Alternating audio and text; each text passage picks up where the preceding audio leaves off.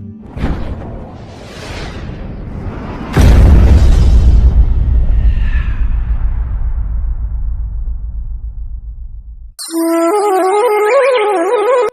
हम आपका परिचय उस हस्ती से करवाएंगे जिसे भारतीय क्रिकेट का पितामह कहलाने का गौरव प्राप्त है और साथ ही भारत के घरेलू क्रिकेट सत्र के सबसे बड़े टूर्नामेंट रणजी ट्रॉफी का नामकरण भी उन्हीं के नाम पर किया गया है। गुजरात के नवानगर रियासत के महाराज रहे जाम साहेब रणजीत सिंह जी जाडेजा पहले भारतीय थे जिन्होंने प्रोफेशनल टेस्ट मैच और अंतर्राष्ट्रीय क्रिकेट खेला है। उन्हें अब तक दुनिया के सर्वश्रेष्ठ बल्लेबाजों में से एक माना जाता है। साथ ही बैकफुट पर रहकर अटैक और डिफेंस दोनों तरह के शॉट लगाने का कारनामा भी दुनिया के सामने सर्वप्रथम में वही लाए थे।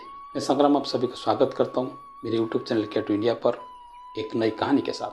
रणजीत सिंह का जन्म 10 सितंबर 1872 को नवानगर राज्य के सौदागर नामक गांव में जाडेजा राजपूत परिवार में हुआ।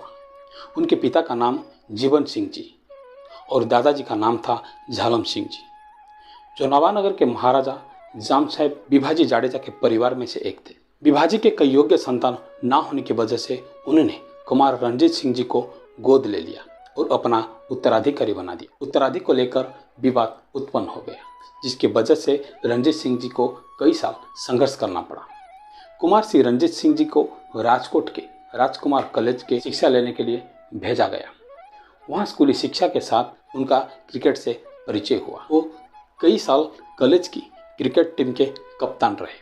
उनकी पढ़ाई में योग्यता से प्रभावित होकर उन्हें आगे की पढ़ाई के लिए इंग्लैंड की कैम्ब्रिज यूनिवर्सिटी में पढ़ने के लिए भेज दिया गया।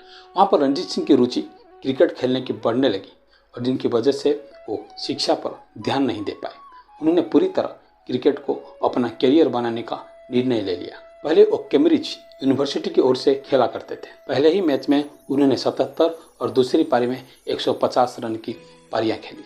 काउंटिंग क्रिकेट में बल्ले से धमाल के बाद उन्हें इंग्लैंड की राष्ट्रीय टीम में चुन लिया गया और 1896 में ऑस्ट्रेलिया के खिलाफ रणजीत सिंह की पहला टेस्ट खेला। इस मैच में उन्होंने 62 और 154 नाबाद की पारी खेली। उल्लेखनीय बात यह है कि इसी टेस्ट की दूसरी पारी में रणजीत सिंह के बाद दूसरा सर्वाधिक स्कोर 19 रन था। बल्ले से उनकी इस प्रदर्शन की न केवल इंग्लैंड बल्कि ऑस्ट्रेलिया में ही जमकर तारीफ होने लगी। उन्होंने लगभग 4 साल क्रिकेट खेला। प्रथम श्रेणी क्रिकेट में रणजीत सिंह 307 मैच में से 72 शतकें और 109 अर्धशतक की मदद से 56.37 की औसत में 26,692 रन बनाए। उनके बल्लेबाजी की औसत 1986 तक भी इंग्लैंड में खेलने वाले किसी बल्लेबाज की सबसे बढ़िया औसत रहा है। हालांकि इस दौरान उन्हें नस्लभेद का भी शिकार होना पड़ा।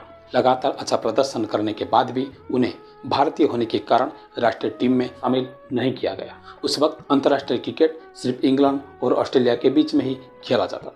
एक भारतीय को अंग्रेजों के साथ क्रिकेट खेलने के लायक नहीं समझा जाता था, लेकिन रणजीत सिंह जी अपने अच्छे खेल की वजह से दर्शकों में इतने लोकप्रिय हो गए थे कि अंग्रेज उन्हें ज़्यादा दिन अनदेखा नहीं कर सके।